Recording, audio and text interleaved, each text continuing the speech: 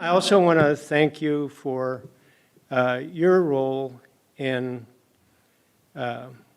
what Congress has done over during the pandemic to reduce poverty. I don't think very many people realize that our nation has managed to reduce poverty during the pandemic.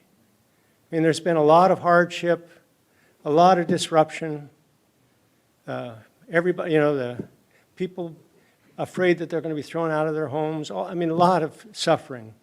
I don't want to minimize that. But we know now, census data is available, and so we know that because of the major public investments that Congress has been able to negotiate during the pandemic, because of that, the percentage of Americans in poverty declined in 2020 and declined again in 2021. And that has especially benefited people of color, disproportionately benefited people of color. So there's a bit of the spirit of reparation in what the U.S. Congress has been able to do together in the last couple of years. And Senator Kaine has been crucial in all that.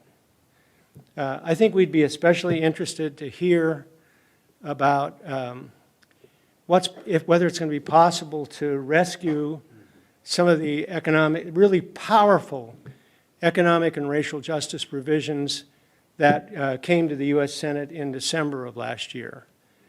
And they were defeated by one vote. Just in that package, you know this, but I want to say it here to everybody. In that package was an extension of the expanded child tax credit. We saw that work for about 6 months. And the rate of child poverty in America dropped by 30% in the second half of last year.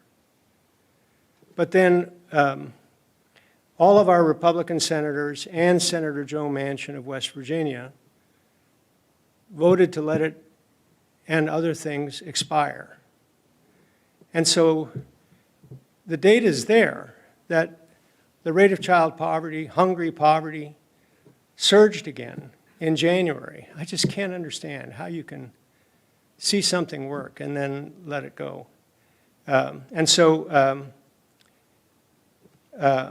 Senator Kaine is, I know you were governor of Virginia when Senator Manchin was governor of West Virginia, that you have a deep relationship with him. And I'm just sure you're trying to get to a bill, a big economic bill, including some of those things from December, that can pass the U.S. Senate. So I think we'd all be it's an urgent and really important issue, and I think we'd all be interested to hear you tell us what you can about what's happening, and then also tell us what we can do.